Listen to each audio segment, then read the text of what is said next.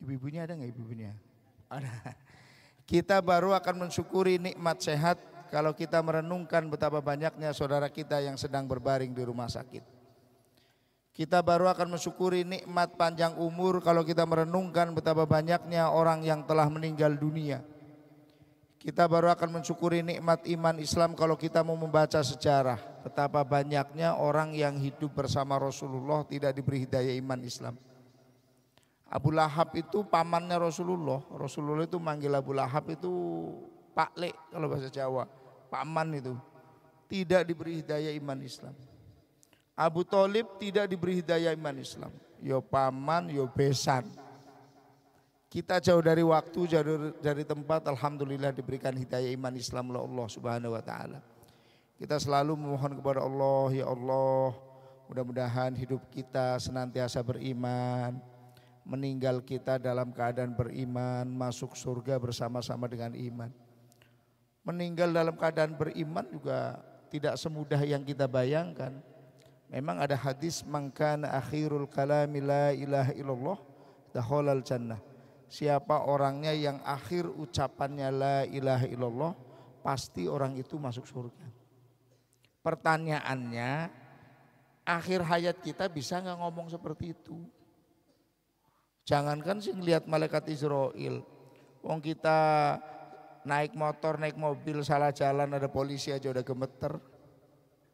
Orang kalau kita ngelihat orang-orang yang korupsi itu di pengadilan atau di sidik aja pada gagap, apalagi ini malaikat Israel. Tinggal bisa nggak kita? Gampang sih. Pokoknya akhir ucapannya la ilaha illallah masuk surga. Tinggal bisa nggak? Makanya kita harus dibiasakan mengucap kalimat-kalimat thayyibah. Pikiran kita itu selalu mikirin apa sih sebetulnya? Hati kita itu connect kemana sih sebetulnya? Itu bisa kita lihat pada saat kita itu terkejut. Pada saat terkejut yang keluar dari lisan kita apa? Itulah yang biasa kita pikirkan. Ada satu mobil 5 orang, mobil itu oleng, mau kecelakaan. 5-5-nya itu mengeluarkan kata-kata yang berbeda-beda. Kenapa? Tergantung kebiasaannya. Ada orang kepleset, astagfirullah banyak. Tapi orang kepleset langsung mengeluarkan kata kebun binatang juga banyak. Makanya kalau kita terkejut sudah connect, astagfirullah, ya Allah. Berarti kita sudah connect itu. Pertahankan. Kalau kita terkejut kepleset kok yang keluar ragunan, nah perbaiki itu. Mumpung masih ada waktu. Mari kita bersolawat kepada Rasulullah. Satu-satunya amal kita yang pasti diterima itu baca solawat. Siapa yang yakin barusan sholat duhur itu diterima? Imamnya yakin nggak? Emang kayak kirim WA centang 1, oh belum masuk tuh. Centang 2, oh masuk belum dibaca itu. Kalau udah biru udah dibaca itu. Emang kayak seperti itu. Kita kan hanya syariatnya saja. Oh kalau sesuai dengan syariat ya sah. Tapi untuk diterima, walau a'lam. Baca sholawat pasti diterima oleh Allah Subhanahu wa taala. Kita itu berdoa jangankan di Masjid Al-Badar. Berdoa di pintu Baitullah sekaligus. Berdoa di Rodoh sekalipun. Kalau tidak diawali dan diakhiri dengan sholawat, ambiar itu doa kita itu. Allahumma salli ala sayyidina Muhammadin tibil kulubi wa dawaiha wa afiyatil abdani wa sifaiha wa nuril absari wa diyaiha wa ala alihi wa sahbihi wa sallim. Bapak Ibu, anak-anak kita juga sekarang sedang dijajah. Kalau dulu orang tua kita, kakek nenek kita itu melawan penjajah. Pokoknya kalau bule hidungnya mancung atau Cina sipit, pendek, putih, yaitu penjajah. Sekarang itu dijajah oleh peradaban, oleh kebudayaan, oleh teknologi. Secara fisik nggak kelihatan, tapi dampaknya lebih bahaya daripada tidak kalah bahaya daripada penjajahan Belanda dan Jepang pada saat itu. Maka bareng-bareng bismillahirrahmanirrahim. Ku anfusakum wa ahlikum naro. Jaga diri kalian dan keluarga kalian dari api neraka. Kita itu nanti akan dihisap, hisap kita itu belum beres. Kalau hisap anak kita nggak beres. Saya sekarang itu seneng karena sekarang ada grup WA dari MI sampai dokter. Grup teman MI, teman SMP, teman pesantren, teman itu. Kadang orang itu nge-share tentang kebaikan. Saya senang itu. Jangan lupa sholat, jangan lupa ini. Pertanyaannya anaknya di-share apa enggak? Pertanyaannya keluarga kita juga diingetin apa enggak? Karena kalau kita ngingetin teman kita enggak wajib itu. Tapi kalau anak kita wajib. Kita kan selalu pisah. Saya di Jakarta, keluarga saya di Purbalingga umpama. Anak saya di Jogja. Saya pada saat duhur, umpama saya nge-share, Bapak Ibu jangan lupa sholat duhur berjamaah. Saya nge-share ke anak saya enggak? Kalau tidak nge-share ke anak saya, nanti saya bisa dituntut oleh anak saya.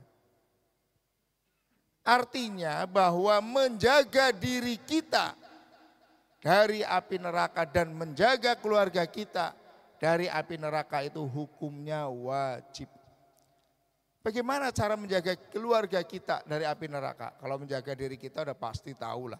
Ku anfusakum bi'a'malikum.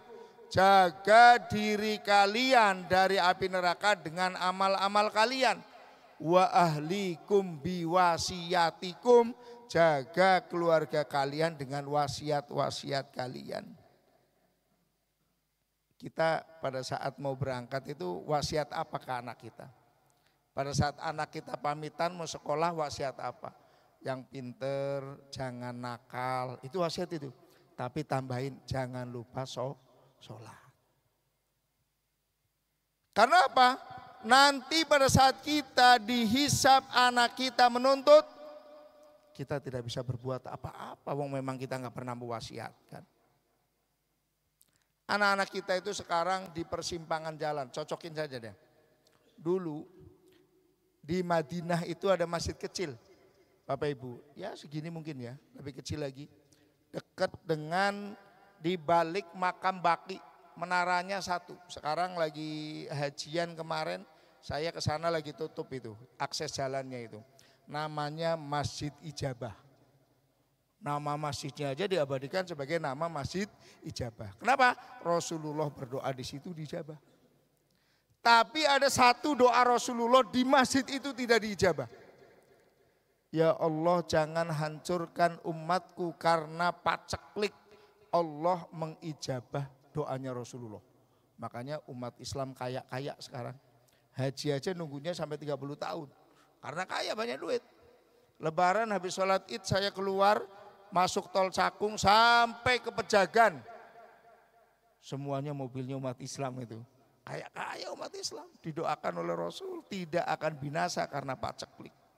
Ya Allah jangan hancurkan umatku karena tenggelam. Dijabah oleh Allah. Ya kita insya Allah tidak akan binasa karena tenggelam lah. Dulu zaman waktu itu banjir ya paling yang meninggal 1-2 orang itu ya. Tidak seperti zamannya Nabi Nuh dihabisin tinggal 80 orang. Ya Allah jangan hancurkan umatku karena perpecahan. Allah tidak mengabulkan doanya Rasulullah. Lihatin aja deh. Umat Islam itu tidak akan hancur oleh Yahudi, tidak akan hancur oleh Nasrani, tapi umat Islam akan hancur sesama umat Islam. Gara-gara pilpres beda ribut, pilkada ribut, pilek ribut, nanti apa lagi? Sampai sekarang Bapak Ibu, beda pilihan ketua masjid itu ribut. Beda pilihan ketua masjid itu ribut. Banyak yang masuk ke polisi lah. Ada juga yang sampai adu jotos lah. Beda pilihan ketua masjid, coba bayangin. Ada lagi. Di Mekah, namanya masjidnya itu Masjid Ji'ronah. Saya berdoa mudah-mudahan yang hadir bisa ke Mekah Madinah semuanya. Di Masjid Ji'ronah itu Rasulullah baru selesai menaklukkan kota Mekah. Nama perangnya Perang Hunain. Mendapatkan harta rampasan yang begitu banyak. Rasulullah membagi harta rampasan berdasarkan wahyu. Mu'alaf dapatnya banyak. Ada orang dengan congkaknya berdiri di depan Rasulullah. Ya Muhammad, i'dil Muhammad, fa innaka la ta'dil. Hai Muhammad, kamu yang adil dong. Kamu telah berbuat tidak adil. Kata laki-laki itu. Sahabat yang mendengar laki-laki itu ngomong itu yang tahu bahwa semua yang dilakukan oleh Rasulullah berdasarkan wahyu. Mau membunuh Dzul Huwaisir ini. Kata Rasulullah jangan. Nanti keturunannya Dzul Huwaisir. Walaupun sholatnya sama, puasanya sama, zakatnya sama, hajinya sama. Tapi kalau bukan golongannya dianggap salah, dianggap sesat, dianggap bid'ah. Ini semua sekarang sudah ada di kita Bapak Ibu sekalian. Itu yang tadi saya sampaikan, anak-anak kita itu sekarang dijajah ideologinya. Ada aliran liberalisasi agama. Yang menjalankan agama itu kalau masuk akal saja. Ini anak-anak mahasiswa itu senang banget itu. Kalau nggak masuk akal Pak, kita rasional kok sekarang. Semuanya itu serba dinalarkan. Kalau agama semuanya bisa dinalarkan, untuk apa iman? Iman itu kan kepercayaan terhadap yang gaib. Kalau semuanya bisa dirasionalkan, yang jadi ustadz itu profesor doktor. Banyak teman-teman kampus profesor, masih bingung mana nun mana ba ini. Sekarang tanya, Pak Ustadz yang nun itu yang titiknya di atas Pak, yang di bawah sih? Oh Prof, yang titiknya di bawah itu namanya ba, titiknya satu di atas namanya nun. Minggu besok ketemu, tanya lagi. Banyak yang secara akademiknya tidak bisa, tapi bisa mencerna Al-Quran dan hadis. Kenapa? Karena pembahasan agama bukan di otak tok, tapi ada di dalam hati. Ada di dalam keimanan kita. Kalau semua agama bisa dinalarkan, gak perlu ada ustadz, gak perlu ada kajian duhur. Cukup baca sesuai dengan penalarannya, bisa itu. Tapi ternyata tidak bisa seperti itu. Coba, bapak-bapak pernah kentut gak Pak? Pernah, masa gak pernah kentut? Pernah kentut bapak-bapak ya? Pada saat mau sholat, kentut berani sholat gak? Terus ngapain? Wudu. Pada saat wudu yang keluar kentut wajib dicuci gak? Enggak masuk akal kan? Masa yang keluar yang salah malah dibiarin? Cuci muka, cuci tangan, cuci bagian kepala, kaki tertib, niat. Loh yang salah malah dibiarin, ini kan gak masuk akal. Mohon maaf. Pipis najis gak? Najis? Pipis najis gak? Sperma najis gak? Enggak. Pipis? Kenapa keluar yang najis tidak wajib mandi? Keluar yang tidak najis justru wajib mandi. Ayo masuk akal enggak? Apa mau dirubah? Ayo karena ini najis, jadi kita mandi nih. Karena enggak najis enggak usah mandi. Di demo Pak, sama orang yang kena diabetes. Per 5 menit pipis, 5 menit pipis. Mandi pipis. Matinya bukan diabetes tapi karena masuk angin keseringan mandi. Artinya apa? Banyak orang yang sekarang mengajak kita untuk merasionalkan agama. Ada lagi Pak Ustadz, gak ada tuh siksa kubur, gak ada. Zaman sekarang kan ada CCTV Pak Ustadz. Bapak saya meninggal tak kasih CCTV, gak disiksa, gak diapa-apain. Tetap aja terbujur. Coba pada saat kita kecil dulu, pada saat saya di Jawa ya. Kan nanti kalau bayi nanti mendapatkan pahala, ditemenin sama bidadari kan begitu kan. Yang enggak dipukul sama gada. Sekarang anak-anak sekarang Pak pakai rasional. Taruh aja CCTV, nggak apa-apa tuh Pak, saya terbujur aja tuh Bapak saya. Padahal nggak pernah sholat itu. Yang rajin sholat nggak apa-apa itu, nggak ada bidadarinya itu. Kenapa? Karena akal yang jalan. Pak, mohon maaf Pak, tidur sama istrinya, sebelahan sama istri, pernah nggak mimpi sama cewek? Lagi tidur sama istrinya lagi ngerjain tugas, ini tidur. Ini lagi seneng-seneng nih sama cewek nih, istrinya tahu nggak yang lagi melek? Enggak kan? Cuma loh kenapa suami saya kok senyum-senyum sendiri kan begitu kan? Padahal ini lagi asik ke puncak sama cewek. Itu gambaran sama-sama orang hidup. Satu melek, satu tidur, yang melek itu nggak bisa deteksi loh. Apalagi alam dunia dengan alam barza. Nggak bisa terdeteksi kita, makanya nggak bisa dirasionalkan. Orang agama itu nggak bisa dirasionalkan. Lalu yang kedua, adanya aliran tekstualisasi agama. Tekstualisasi agama, mohon maaf Pak. Tekstualisasi agama itu menjalankan agama itu kalau masuk, kalau ada teksnya saja. Makanya zaman dulu itu NU Muhammadiyah itu nggak pernah ribut Pak. Ada komunitas orang NU, kalau baca sholat subuh itu baca kunut, Muhammadiyah nggak ribut. Mau ya sholat subuh, kalau nggak mau ya bikin masjid sendiri. Atau cari masjid yang tidak subuhan, yang tidak kunutan. Begitu juga sebaliknya. Tapi sekarang, aduh, pusing kalau kita itu ngikutin. Bid'ah, sesat, dolalah, mana dalilnya, mana ayatnya, mana hadisnya. Ayat itu terbatas. Rasulullah masih hidup saja, ayat sudah selesai nggak turun. Kapan ayat itu turun? Terakhir pada saat Rasulullah haji wada. Al-yauma akmaltu lakum dinakum wa atmamtu alaikum nikmati wa raditu lakumul islamadin. Sudah selesai nggak turun lagi tuh. Semua permasalahan dijawab oleh Rasulullah dengan hadis Rasulullah Sallallahu Alaihi Wasallam. Hadis selesai enggak? Selesai Pak. Kapan hadis selesai? Rasulullah wafat. Karena hadis segala sesuatu yang disandarkan kepada Rasulullah. Baik itu perkataan, perbuatan, ketetapan Rasulullah. Diamnya Rasulullah terhadap perbuatan sahabat. Walaupun Rasulullah tidak melakukan, tidak memerintahkan, tapi tidak melarang. Melihat sahabat melakukan itu pun hadis. Nah sekarang itu seakan-akan yang tidak pernah dilakukan oleh Rasulullah itu haram, sesat, bid'ah, dolalah, masuk neraka. Ini kan keliru. Jadi seakan-akan Islam itu picik banget gitu loh. Padahal ibadah itu tidak melulu sholat. Kita, Bapak Ibu, dari rumah ke kantor, semua yang dilakukan tidak bertentangan dengan hukum Islam. Keluar rumah, nyetater mobil, nyetater motor, niat mencari rizki untuk bekal beribadah. Dari jalan sampai kembali ke rumah, dicatat ibadah. Kita olahraga, jogging, niat jogging, sehat untuk beribadah. Jogging kita bernilai ibadah. Kita makan bisa bernilai ibadah. Kam min amalin yatasawwaru bisuratim min a'mali dunya fayasiruna min a'malil akhirah bihusniniyah. Betapa banyaknya perbuatan manusia yang kelihatannya akan menguntungkan duniawi saja, tapi di samping duniawinya dapat, ia pun dicatat ibadah karena niat yang baik.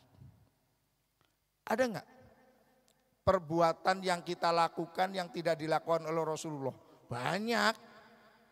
Emang sholat tarawih berjamaah itu pernah dilakukan oleh Rasulullah? Enggak pernah.